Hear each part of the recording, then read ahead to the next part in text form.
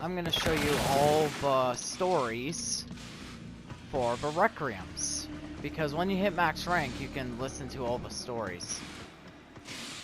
So if you don't want to actually like stand down here and listen to the stories, that's why I'm doing this video, so you can just watch this at any time.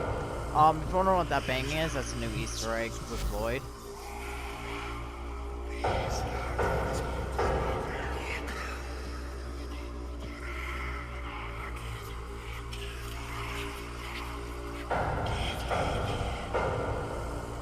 This is an Easter egg to the next new update. Alright.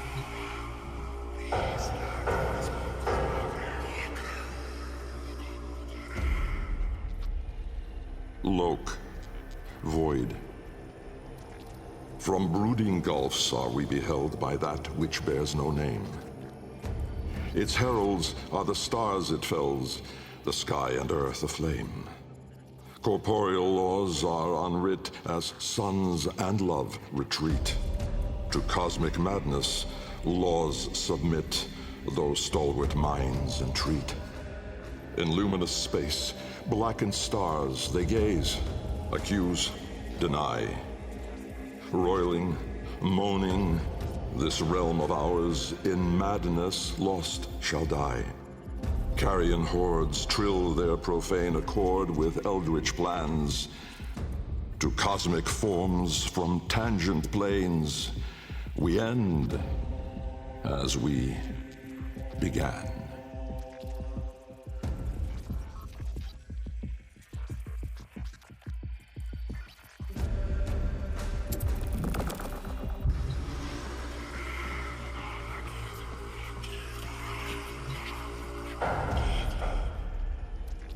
Netra.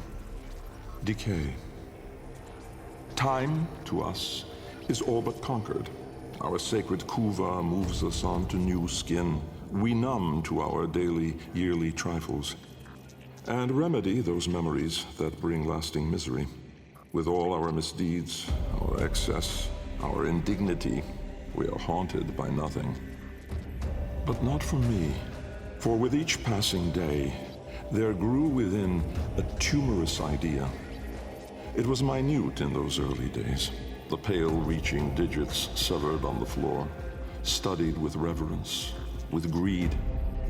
And it swelled larger in the latter days. The regal domes, the rail dedications, the unholy Zariman parade. I had put the stars within reach, but at what cost? I never spoke of him, that man trapped in the wall. And while there have been countless souls who have followed me through with their light skippers and field wave skins and very-eyed instruments, not a single one ever saw him. Me. And so it is that I will not take the kuva now, or ever again. This is the last skin I'm in.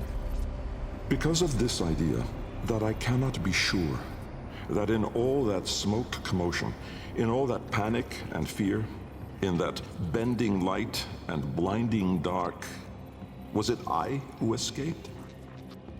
Or the other?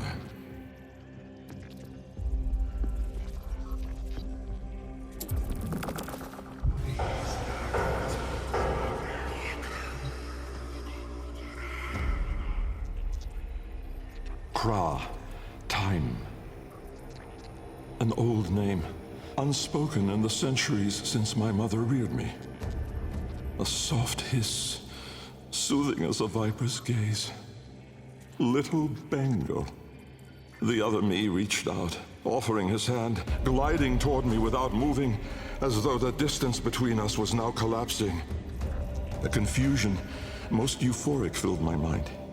With the shred of wit that remained, I decided that I should run for my life.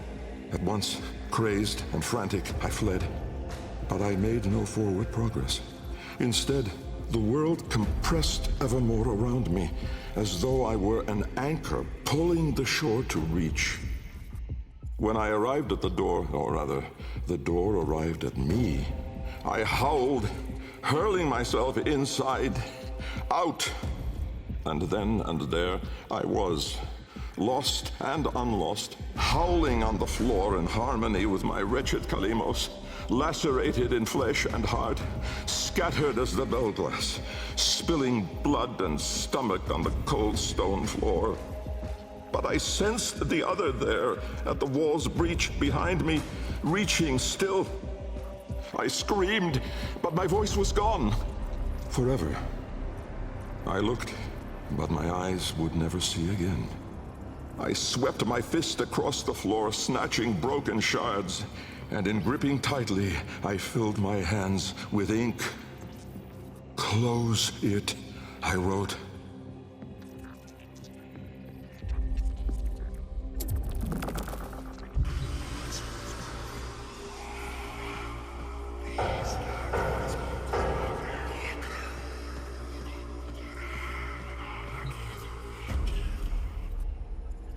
Riss, light. The senselessness of it, the paradoxic, the vague, untimed form. I was alone, but not, for I stood there confronted by myself, a twin but no brother, a reflection, but with dimension. Behind him, no horizon, but a vast broiling sea of caustic light pierced at random by black pin stars, and closer, around me, a gale of flowing vapor, profane in color, billowing relentlessly into the nascent lack, seeking all directions. I was standing on a precipice of familiar stone, jagged and unanchored as though cleaved directly from the very floor of my laboratory. I wondered at the vapor's path, smoking outward more, leaving behind now the walls, the filigree gold, the rare cuts of marble from my home. I knew at once the vapor's source. I turned away, back toward the wall, the trapezoid I had yawed into it. Vapor erupted inward at the gap, but not just from there. For as I rolled my eyes back, I saw the same. A great steam of scintillation smoking out from my skull. Dumb in awe, I faced toward my chimerical twin. He spoke.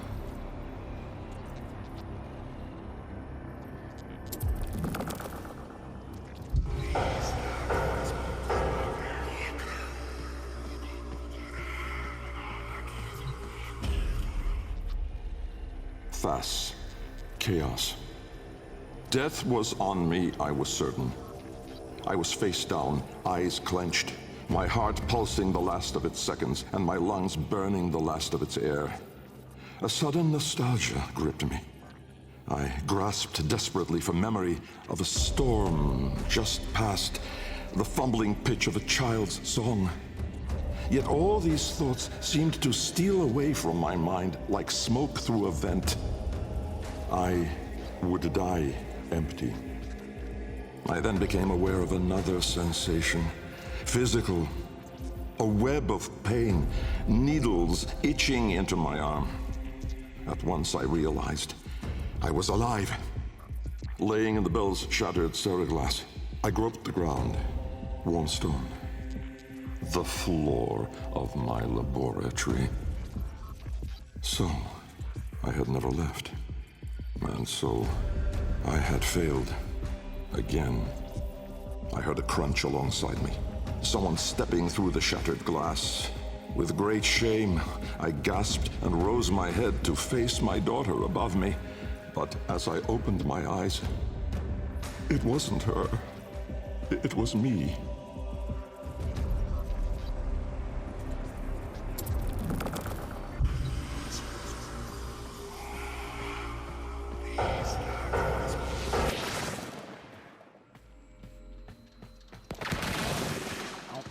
Bump that button.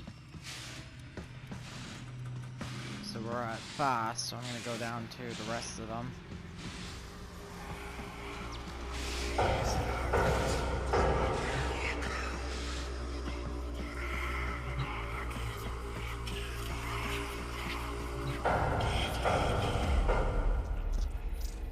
Vorm.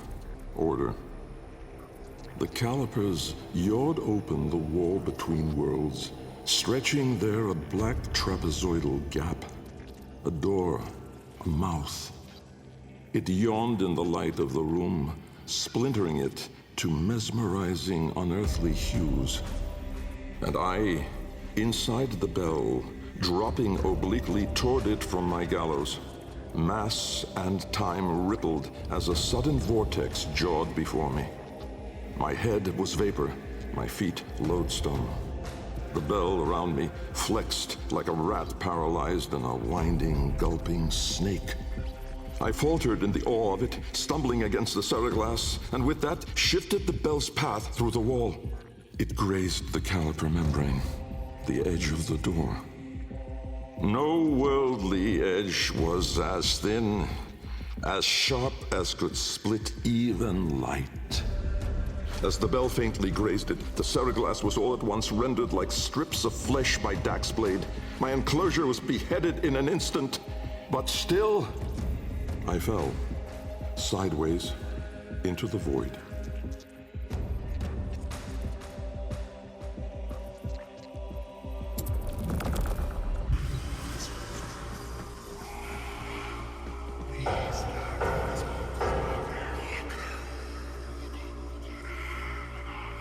Curious how they managed to get a frame in here. I know that if you jump down there you can summon it, but curious how they managed to get a Warframe to stand here.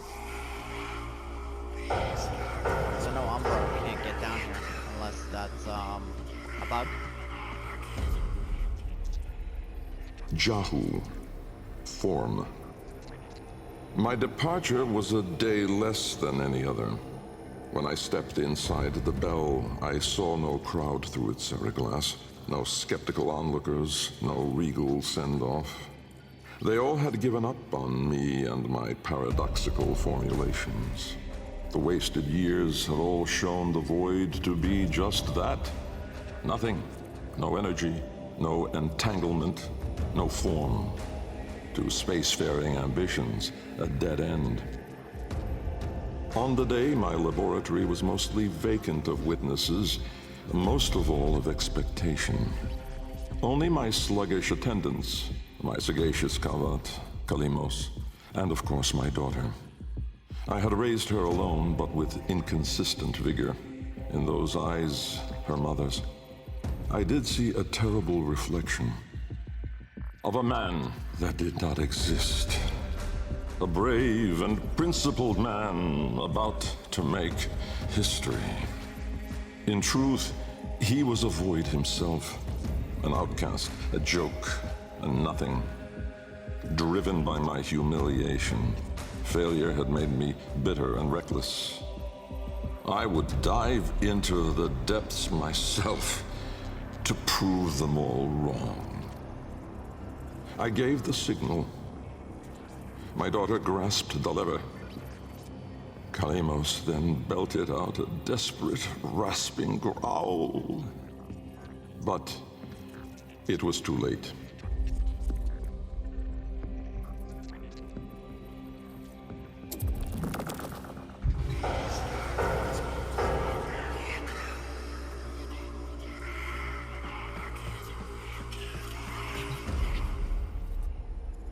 Zata.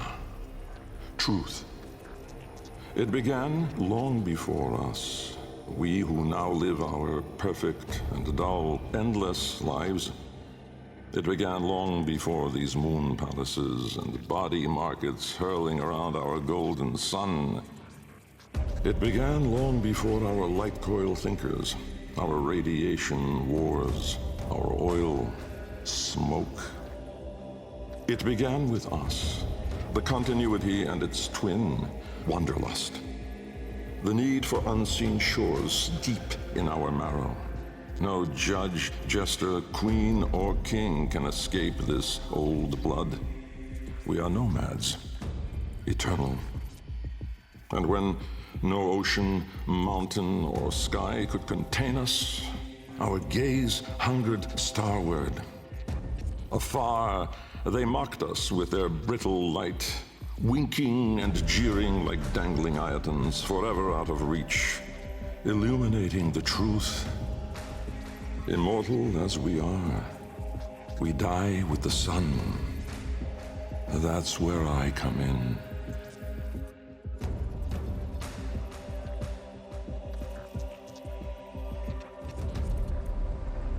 there you go.